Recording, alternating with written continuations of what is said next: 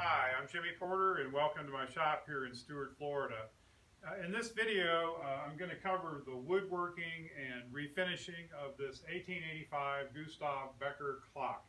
In part one, I restored the movement and got it working. It's been running for several days.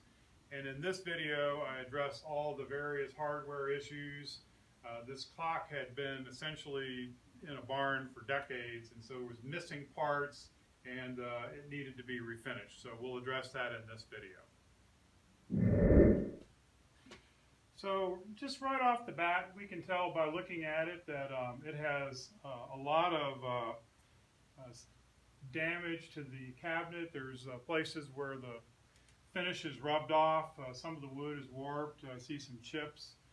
We're missing the gingerbread that should be on the top, and also the finials, and there is some trim that should go on the bottom here. So we'll make those parts. Looking at the clock itself, I was rather amused when I opened this up because there were quite a few goodies inside this box that at first I thought were a part of this clock, but upon closer inspection I found something else to be the case. So here's some of the parts. Here is a weight. I believe this is from a cuckoo clock, not from this clock. Here's a pendulum. That looks like a Black Forest pendulum from that same cuckoo clock, possibly. There was this mysterious piece of wood right here, which I later determined was a part of the trim that's missing from the bottom. So we can use this to help us create the new trim that's needed. And here are a couple of pieces of molding that were from that bottom there. So we've got 2 out of the 3 pieces that are needed. We should be able to create a third piece to go down there. We do have the key. It's interesting. It's rather a tight fitting on the post, so could be some corrosion going on down in there. And then we have a couple of little wood screws. I don't know where they're from. They may be from this clock. They may well be from that cuckoo clock. On the bottom, we're missing 1, 2, 3 finials, so we'll turn those on the wood lathe. And there's also a little piece of trim that's missing here, but we do have some of the parts from it. So luckily I had a couple pieces of the trim that go right here to go by, this side and this side. We're missing the trim on this side, but I was able to, on the router, make something that's pretty close. So I'm gonna put that on there, and I'll just sand it down so that it matches the other 2 pieces. This little bottom detail, I made a piece of trim here, router, Dremel, sanding. Looks pretty good. It's a piece of mahogany, and it's ready to glue onto the bottom here. But first we'll add a little bit of stain to it. I'm using some English chestnut, it's called. So it's a nice dark stain. These woods are not matching as far as what kind of wood it is, but I don't think it really matters that much. Your eye would never notice, and I'm taking this dark enough to where I think they'll blend pretty well. So I think that's going to look okay. This is the bottom of the case, and there's an adjustment thumb screw here that's supposed to be screwed in 2 places, but I can see that the wood is rotted out right there. So we will just take some of that rotted wood out of there and glue a new piece in and re-drill it. So I just took this oak dowel and just trial and error fit, and I've got a sliver that'll go right in there. So we'll cut that off and glue it. So we'll just smear a little glue in there.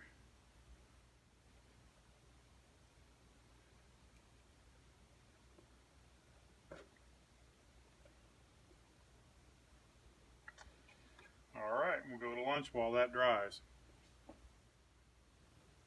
Glue is dry here, and our little backer piece looks like it's secure, so I'm going to drill a hole here so I can put another screw back in there. Okay. Alright, so we're going to take the glass out so that I can address this little piece of gingerbread right here. And so that's a pretty simple thing to do. Placed by a couple little strips here, and that comes out very easily. And we'll set that to the side here. And there's the glass, and we'll set that aside. I'm thinking that's probably the original panel. Often it's not. Alright, so now we'll turn our attention to removing this piece of gingerbread right here. I think this is probably hide glued, so we should be able to apply some heat and get that to come off of there. We'll give this a couple of minutes with the heat gun here. We should be able to pop it off here in one piece. You can feel that it wants to come up. Just trying to make the hide glue melty, and I can feel that it's getting gooey under there. Oh, and there it goes. All right. This wood had shrunk so much since the 1890s that I actually had to split it in half here in order to get it to close up on the sides. So what I'm going to do is I'm going to glue this back so that it's lines up nicely with the edges, and then I'm going to add a decorative element here like this with this little piece of mahogany, and then what we'll do is we'll match that in the gingerbread that we're going to add up top.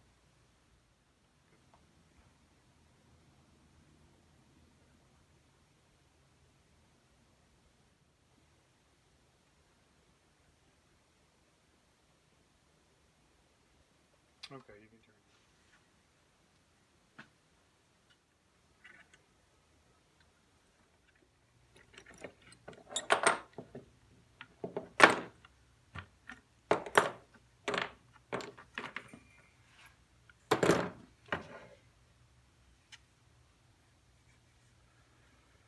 That turned out pretty well.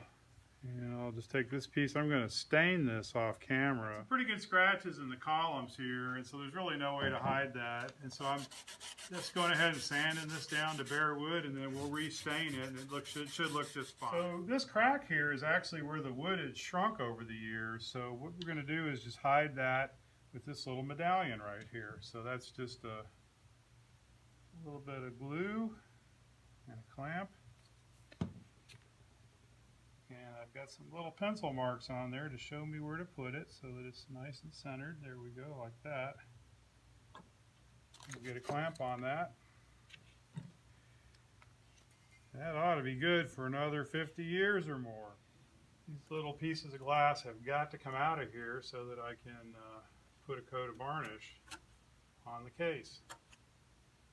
So that's got 100 years of grime on it. Skip, you mind? I don't mind a bit. Thank you, brother.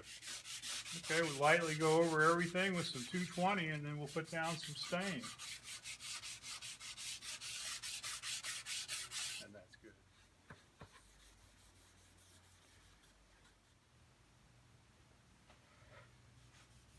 This English chestnut is just absolutely the perfect color, I think, for this cabinet here. One of the screw holes was wallowed out here, so we put a little dowel in, and now we're going to drill it out. The old screw measures about 85 thousandths, so we'll drill that with 75 thousandths bit.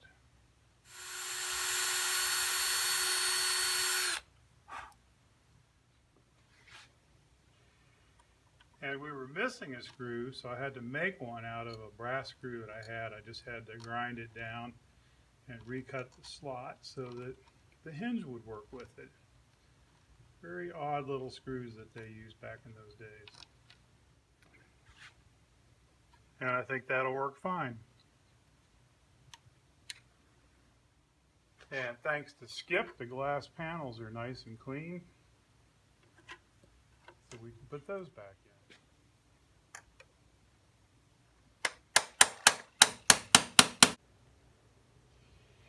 Okay, we can now reinstall some of the hardware. This is the mounting bracket. I was really surprised by how far off this was. It was probably almost 4 to 5 degrees tilted. I don't know why that was, and it was screwed in place that way. So we're going to correct that so that the pendulum hangs straight in the case, or as straight as I can get it. Interesting that there was never a screw installed in a couple of these spots, so we'll go ahead and drill these out so that we can kind of stake this in the correct position. And you might notice I'm using a 100-year-old square to do it.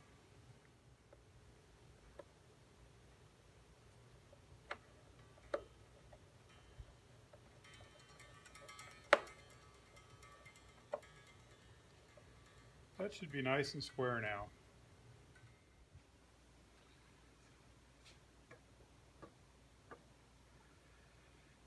got the cabinet leveled, and it's pretty plumb. And now I can put the pendulum gauge in and zero it at just the right spot so that we can set the beat accurately. And now I've got everything plumbed up about as good as I can get it, so I'm going to install the movement here, and let's see how she runs.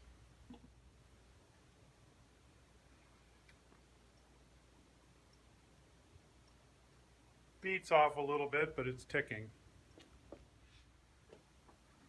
So this gingerbread piece is just made out of an oak panel. This is a piece of plywood from an old dresser drawer, antique, and I just cut this little piece here that goes down in a slot, and then I have these little pieces made out of sapelli to go on the sides, and those will hold my finials.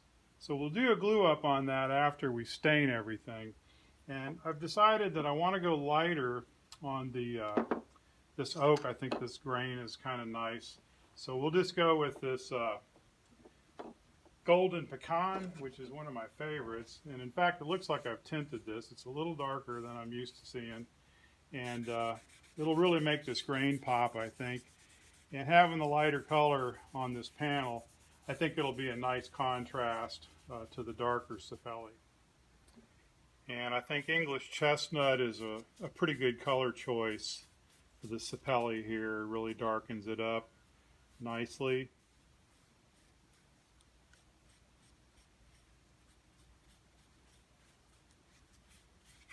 Our little medallion.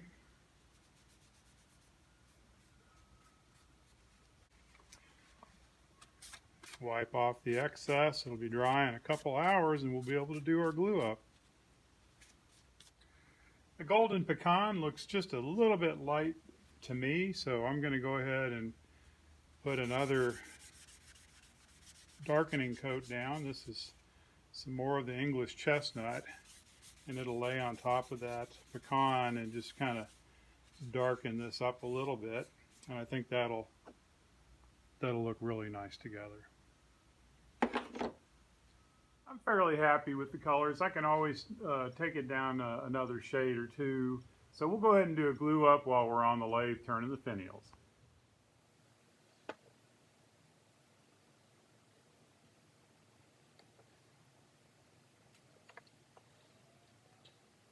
Wet paper towel should be able to get pretty much all that squeeze out off of there. All right, let's go have some fun on the lathe.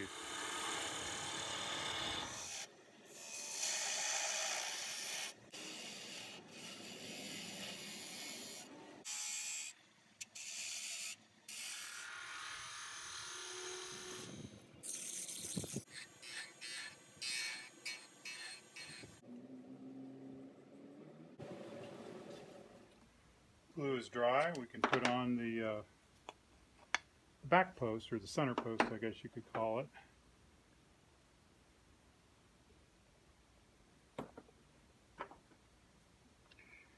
Some guidelines on there telling me where to put it. And clamp that. We'll go have a cold beverage while that's drying.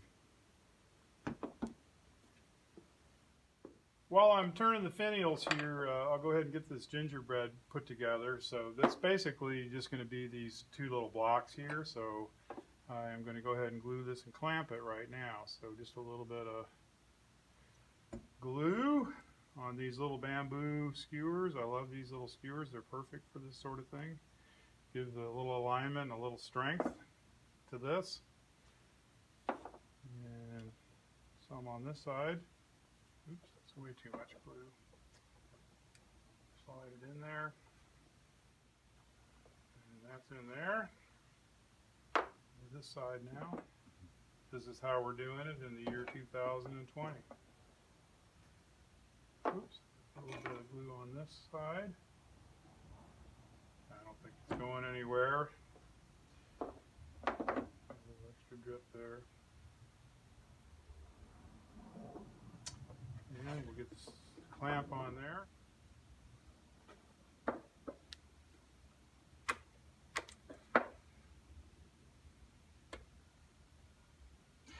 And while that's drying, we'll go turn a couple more finials. Got some good weather and was able to get these other finials turned. So these I'm doing in Jacobian. It's the darkest stain I have, and I'll put 2 or 3 coats on here. You know, if I was a rich man and had lots of exotic wood, these would be done in something like ebony, but I'm not and I don't, so we're gonna fake it. I think from 10 feet it'll look great.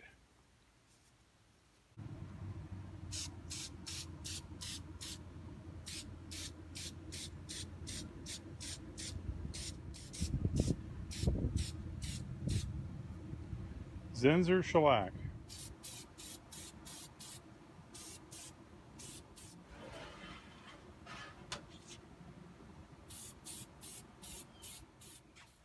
This glass is so perfect, it's hard to believe that it would be original to the clock.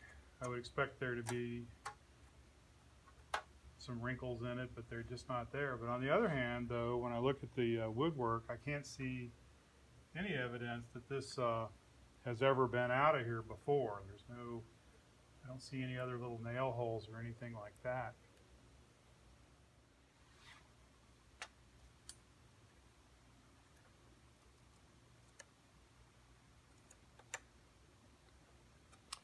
This wood is so soft I can just push the nails right back in.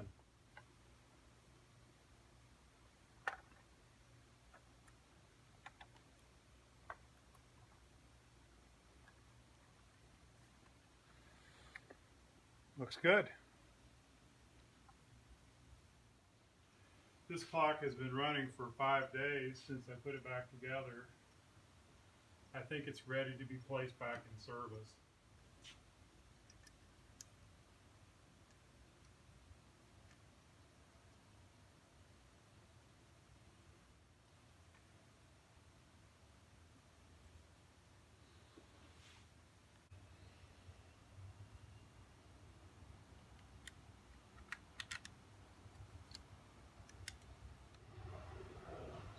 I just love these little thumb screws.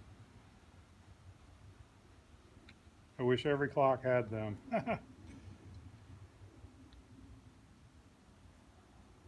Oops.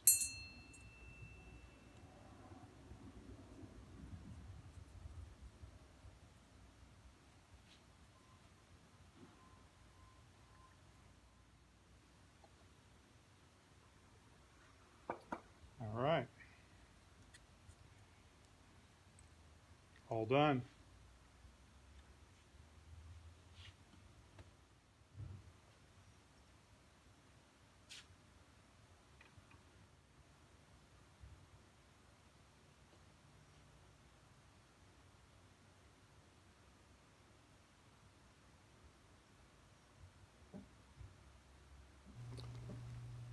I'm using a universal key to wind this clock. I realized that the key that was supplied with it is incorrect. That's actually for a mantle clock that has advance and retard on the dial.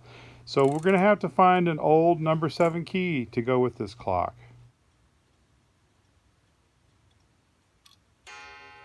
There's the half hour.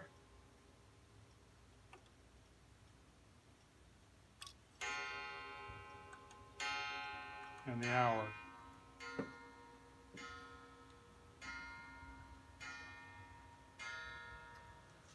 Well, here's the clock completed.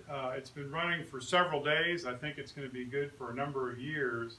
If you didn't see part 1 of this video, I will include the link in the description and also a clickable link at the end of this video. Thank you very much for watching, and I hope you'll leave a comment and a like and tell me what you think about this. Have a great day.